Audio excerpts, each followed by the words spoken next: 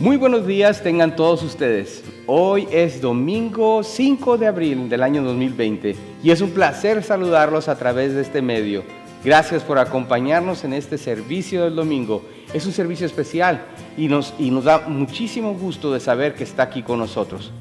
Le pido por favor que oremos juntos acerca del servicio al día de hoy, ya que el mensaje está diseñado para aquellas personas que aún no han recibido a Cristo como su Señor y Salvador. Pero es para usted también, cristiano. Es importante recordar aquello que el Señor ha hecho por nosotros en la cruz del Calvario. Y en preparación del próximo domingo, del Domingo de Resurrección, hemos preparado un mensaje especial el día de hoy. También tenemos más información adelante en el servicio, pero primero deseo que nos acompañen a escuchar este himno, el cual los hermanos han preparado el día de hoy.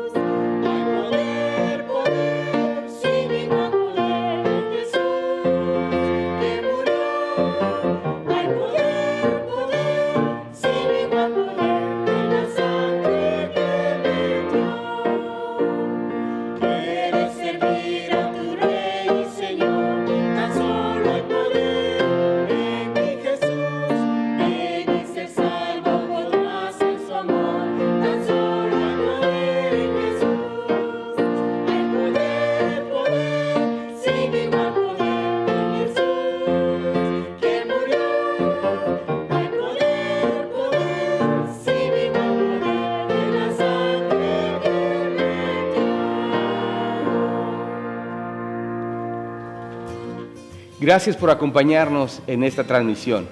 Como lo dijimos, la última ocasión que nos reunimos aquí en la iglesia, este próximo miércoles estaremos observando la Santa Cena. Y nos gustaría mucho que tomara parte de este momento tan especial. Aprovechemos esta noche especial de una vez al año recordando lo que el Señor hizo por nosotros en la cruz. El Señor en su palabra y en su sabiduría nos dejó esta práctica como un recordatorio de lo importante de tener la cena del Señor. Por lo mismo, la iglesia ha asegurado botellas de jugo de uva, al igual que la galleta que estaremos compartiendo con aquellos miembros que desean hacerlo. A partir del martes y miércoles de la semana que entra, usted puede llegar a las oficinas de la iglesia de las 9 de la mañana a las 4 de la tarde y poder recoger su botella de jugo, al igual que la galleta con la cual usted va a estar compartiendo con su familia desde casa. Juntos estaremos tomando la cena del Señor. Es importante, el Señor lo dejó en su palabra, que tengamos esta práctica como iglesia. Tenemos el material, entonces usted lo único que tiene que hacer es llamarnos antes de llegar a la oficina de la iglesia y uno de nosotros se lo hará llegar a su automóvil. Una de las instrucciones importantes que es necesario compartir con ustedes es que las bebidas gaseosas, al igual que el agua u otro tipo de líquidos, no son apropiados según las instrucciones que nos dejó el Señor Jesús en la Biblia. El fruto de la vid y el pan sin levadura son aquello que se requiere para la Santa Cena. El pastor estará dando información detallada el día miércoles de cómo es que vamos a compartir la cena del Señor. Va a ser un servicio fenomenal y los invito a que nos acompañen. Si tiene alguna duda, por favor no duden en comunicarse con un servidor o comuníquese aquí con nuestra iglesia. Estamos para servirle. Recordándole también que todos sus comentarios son bienvenidos a través de nuestra página web. La página web es info@experienceliberty.com. Una vez más, es experienceliberty.com. También nos puede visitar en nuestra página web, experienceliberty.com. Estamos para servirle. Acompáñenos más adelante a escuchar el servicio, el mensaje en este día. Gracias por estar con nosotros. Recuerde, si tiene alguna pregunta, alguna duda, mi teléfono está disponible para usted. El área 520-288-6387.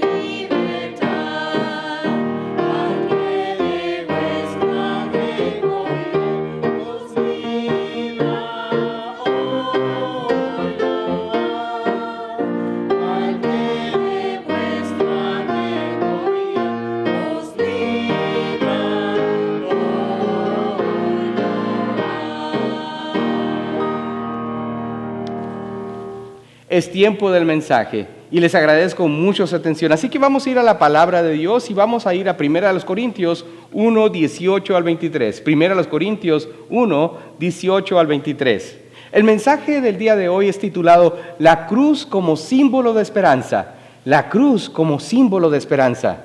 Vayamos a la palabra de Dios y leamos lo que el Señor tiene para nosotros en esta mañana. 1 Corintios 1, 18 al 23. Porque la palabra de la cruz es locura a los que se pierden, pero a los que se salvan, esto es, a nosotros, es poder de Dios. Pues está escrito, destruiré la sabiduría de los sabios y desecharé el entendimiento de los entendidos. ¿Dónde está el sabio? ¿Dónde está el escriba? ¿Dónde está el disputador de este siglo? ¿No ha enloquecido Dios la sabiduría del mundo? Pues ya que en la sabiduría de Dios el mundo no conoció a Dios, mediante la sabiduría agradó a Dios salvar a los creyentes por la locura de la predicación. Porque los judíos piden señales y los griegos buscan sabiduría. Pero nosotros predicamos a Cristo crucificado, para los judíos ciertamente tropezadero y para los gentiles locura. Oremos. Padre, te doy las gracias por este tiempo. Te suplico, mi Dios, que por favor toque los corazones de cada uno de nosotros a través de tu mensaje. Aquellos que aún no te conocen especialmente, te ruego, Padre, que les hables a su corazón para aclarar cualquier duda que pueda existir acerca del sacrificio que tú hiciste por nosotros en la cruz del Calvario. Te ruego, Padre, que por favor utilices este mensaje para traer honra y gloria a tu santo nombre, en el nombre de Jesús. Amén. Millones de dólares son invertidos cada año por diversas compañías para crear logotipos. Un emblema que ayuda a identificar tanto la compañía como el producto. Estos emblemas o logotipos están en todo nuestro alrededor e inmediatamente somos capaces de reconocerlos. Tenemos símbolos o logotipos con aquellos que identificamos el tipo de automóvil que nosotros manejamos. Tenemos símbolos tales como el de Amazon, tenemos también símbolos como el de FedEx, tenemos también símbolos como el Apple o incluso tenemos un logotipo en nuestra iglesia que nos identifica aquí en el Valle de Las Vegas y a través de la nación. Al pensar en el símbolo que identifica nuestra fe cristiana, inmediatamente sabemos que lo que nos identifica es el símbolo de la cruz.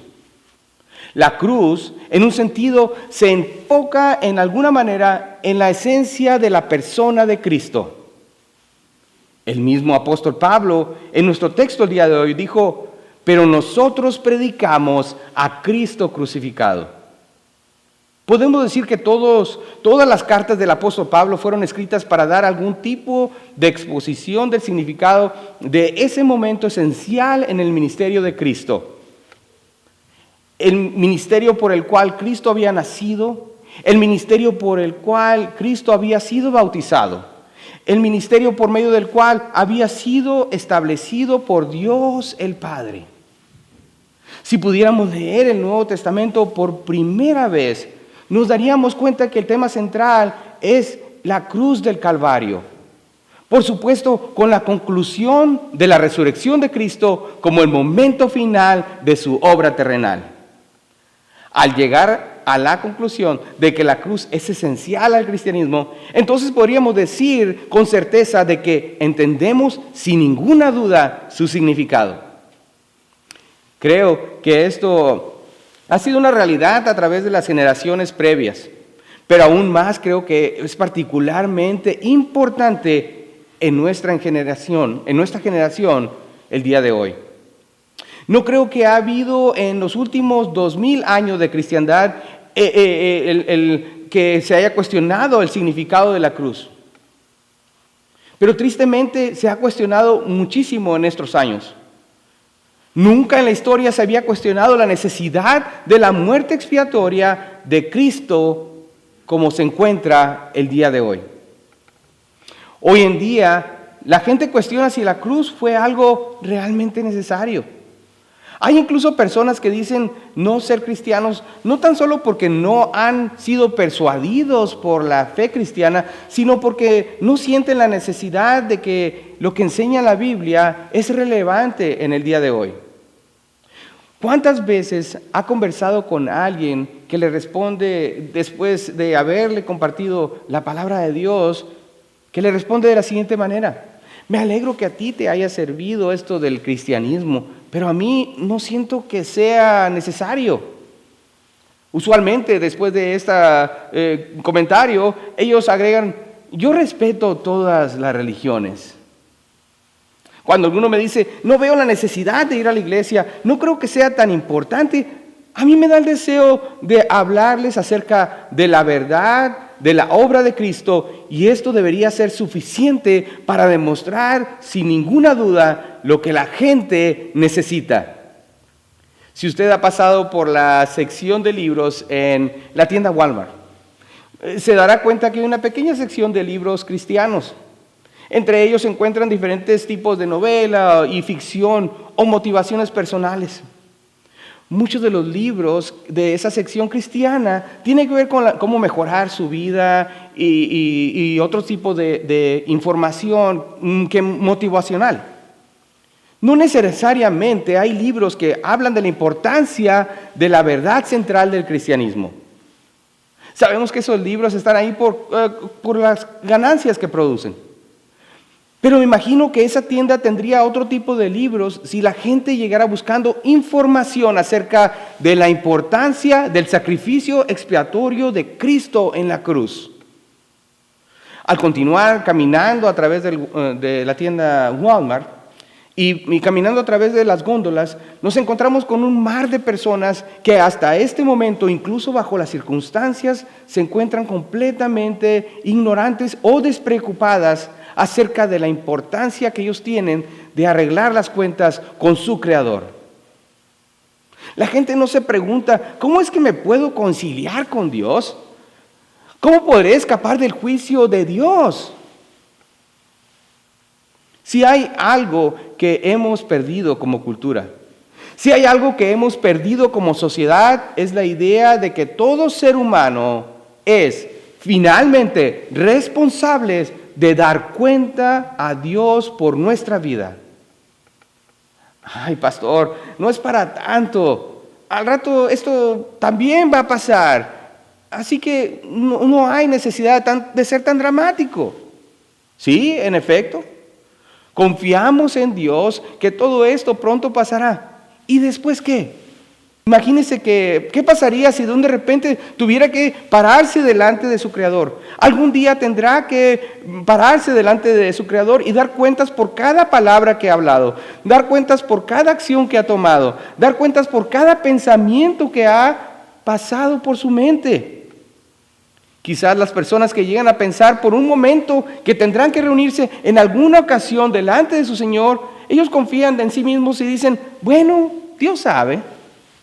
Él entiende que somos humanos y que todos cometemos un pecadillo por aquí o una mentira blanca por acá. Cuando llegue delante del Señor, estoy seguro que Él va a decir, bueno, está bien, no te preocupes. No estuviste tan mal como otras personas. Si solo entendiéramos de que hay un Dios que es santo y que el pecado es una ofensa al Dios santo y soberano.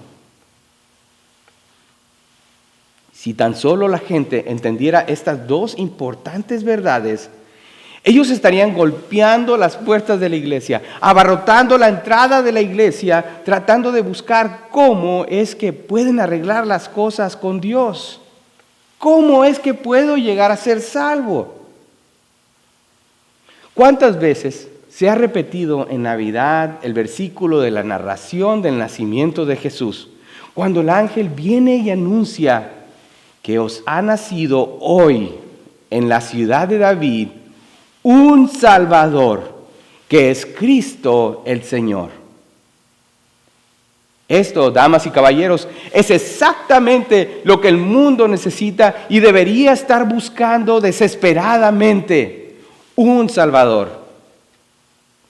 La gente en este momento en la historia debería estar buscando del Salvador por la incertidumbre en la cual se vive, por el temor de que sus vidas se están colgando de un hilo y ese hilo se encuentra quemando. Pero tristemente eso no es así. La gente no está consciente de que tiene la necesidad de ser salvo. La gente hoy en día cree que incluso en estos momentos piensa que lo único que tiene que hacer, lo único que tiene que pasar para poder llegar al reino de Dios es morir. Porque ellos piensan que no hay necesidad de la muerte expiatoria de Cristo. Escuche bien, podemos quitar a Mohammed del Islam y aún así el Islam existiría. Podemos quitar a Buda de la enseñanza central del budismo y aún así tendríamos el budismo. Pero no podemos quitar a Cristo del cristianismo porque sin Cristo no tenemos nada. Muchos se atreven a pensar que la muerte de Cristo fue tan solo para enseñarnos a cómo tener una moralidad humanística, pero no se le da la importancia central de su muerte expiatoria en la cruz. Usted quita la cruz del cristianismo y con lo único que se queda es con la moralidad humana. Muchos incluso son de la opinión de que Dios no requería la cruz para reconciliar al mundo con Él, ya que Dios, si lo quería, podía tan solo olvidarse de los pecados de uno, pero decidió hacer algo dramático para así llevar a cabo su plan. La muerte expiatoria de Cristo es absolutamente necesaria para reconciliar al ser humano con Dios. La siguiente pregunta debería ser, ¿por qué fue necesaria la cruz? Tenemos que entender tres verdades del pecado del punto de vista bíblico. El pecado del ser humano es descrito y comunicado bíblicamente de la siguiente manera. La deuda. Ese es el punto número 1, la deuda. Romanos 6:23 nos dice, porque la paga del pecado es muerte. La deuda es el no poder con el adeudo de aquello que estamos obligados a pagar. Dios como creador nos ha dado mandamientos por aquellas cosas de las cuales Él nos ha hecho responsables. Cuando hablamos acerca de la soberanía de Dios, estamos hablando de su autoridad. Note que la palabra autoridad tiene el prefijo autor y Dios como autor tiene todo el derecho y la autoridad sobre todo lo que Él creó. Dios tiene todo el derecho de poner obligaciones sobre su creación. Escuche esto, Dios no da recomendaciones o sugerencias. Dios en su soberanía impone sobre su creación mandamientos. Por lo mismo, al no cumplir con lo que Él ha mandado, nos hacemos deudores. No hay una forma de pago mensual por esa deuda. ¿Qué es lo que Dios demanda de nosotros? Su palabra nos dice, sed santos porque yo soy santo. Él nos está diciendo que debemos de ser sin pecado. Debemos de ser perfectos. Si he sido llamado a ser perfecto y peco tan solo una vez, ¿qué debo de hacer para ser perfecto? No puedo hacer nada. Es imposible. Nuestra sociedad nos enseña que todos merecemos una segunda oportunidad. Nuestra segunda oportunidad se llama gracia. Nuestra segunda oportunidad se llama misericordia. Gracia y misericordia es algo que ninguno de nosotros merece. Nuestra deuda a nuestro Dios es infinitamente grande y no hay ninguna forma de poder pagarla. Entonces, ¿cuál es el rol de Cristo en términos de nuestra salvación? El Nuevo Testamento hace uso de una palabra en Hebreos 7:22. Nos dice, por tanto Jesús es hecho fiador de un mejor pacto. Fiador es un término de economía, así como lo es la palabra deuda. Cristo es nuestro fiador. Él es el que firma el préstamo. Él es el que se mantiene firme para pagar nuestra deuda, siendo Él mismo la paga del requisito de lo que es nuestra responsabilidad. Más adelante, el pecado humano es descrito bíblicamente como la enemistad. Punto número 2 es la enemistad. Isaías 59:2 nos dice lo siguiente: pero vuestras iniquidades han hecho división entre vosotros y vuestro Dios, y vuestros pecados han hecho ocultar de vosotros su rostro para no oír. La enemistad es la violación de la relación personal que el ser humano debería de tener con su Creador. Cuando pecamos en contra de Dios, entonces quebrantamos esa relación.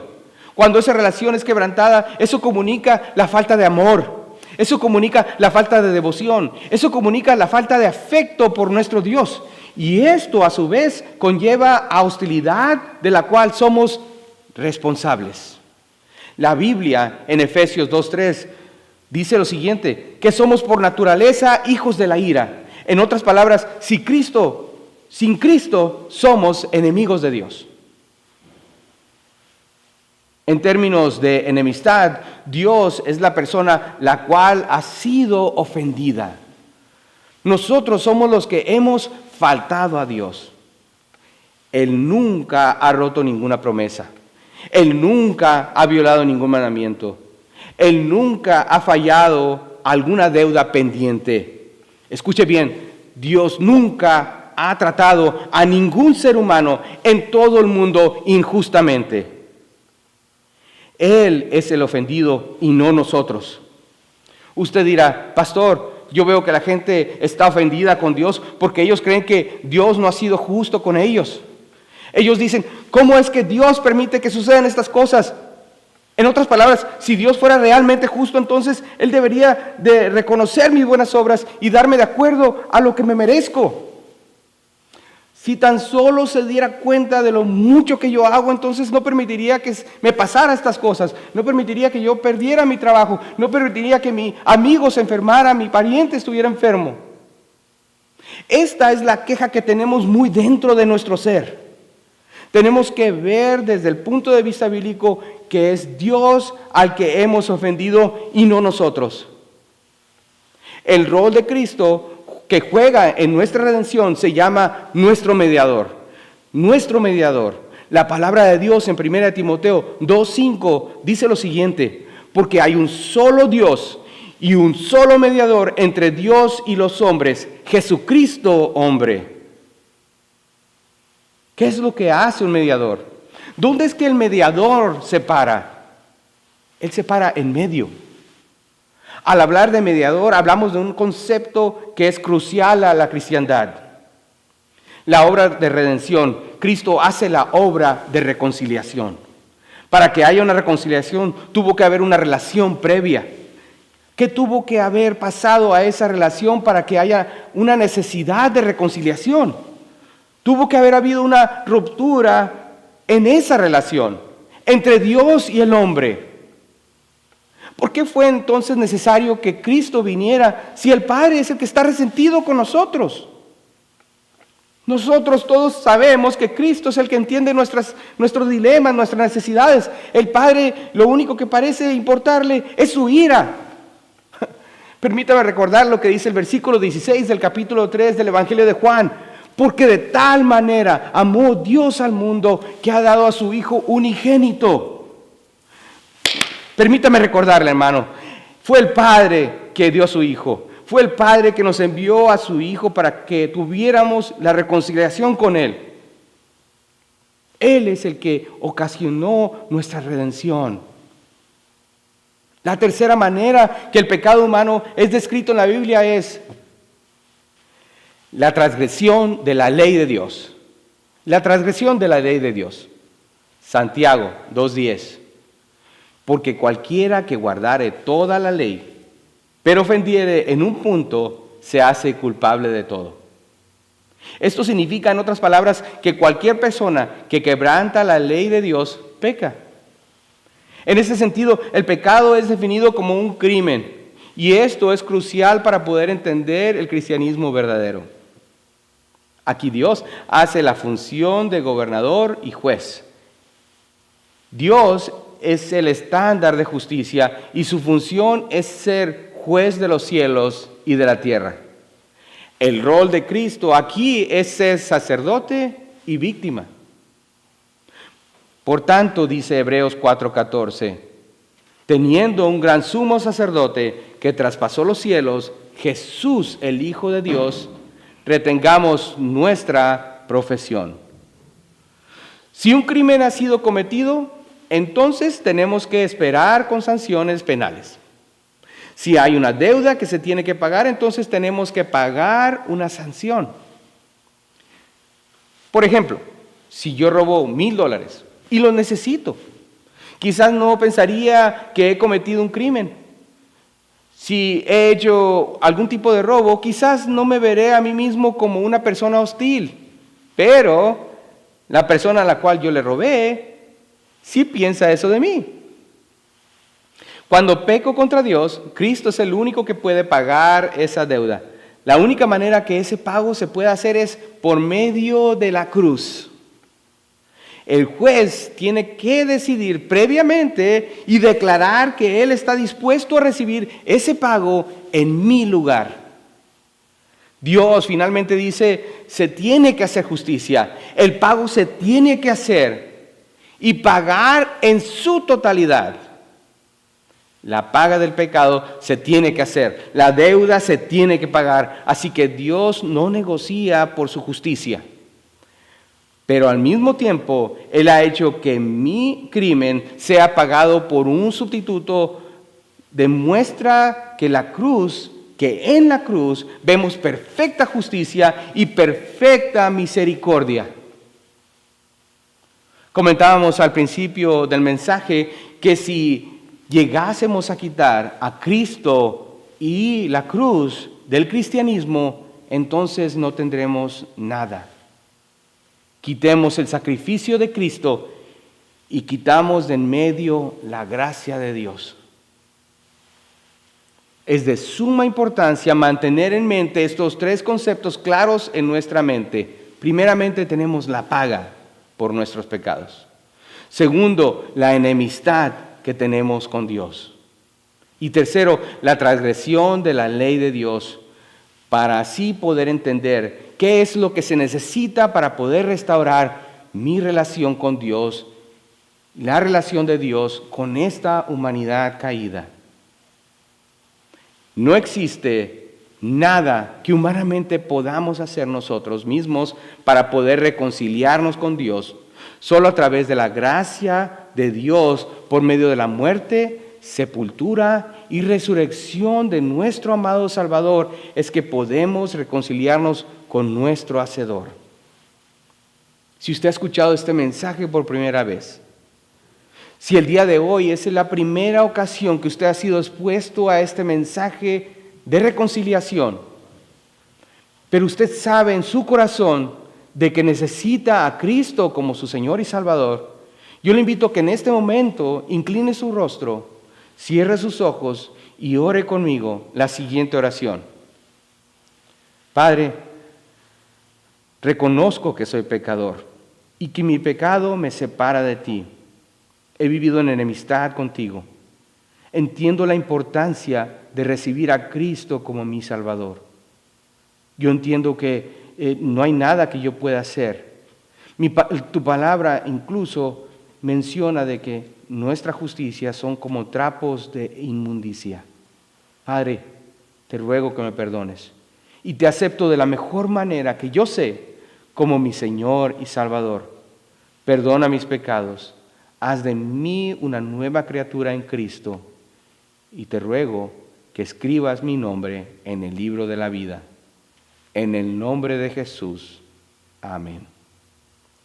Si usted ha hecho esta oración por primera vez y ha hecho esta oración completamente de corazón, sabiendo de que no hay ninguna otra manera de recibir la vida eterna, yo le agradezco por su tiempo y lo felicito por haber hecho la mejor decisión que pudo haber hecho en su vida.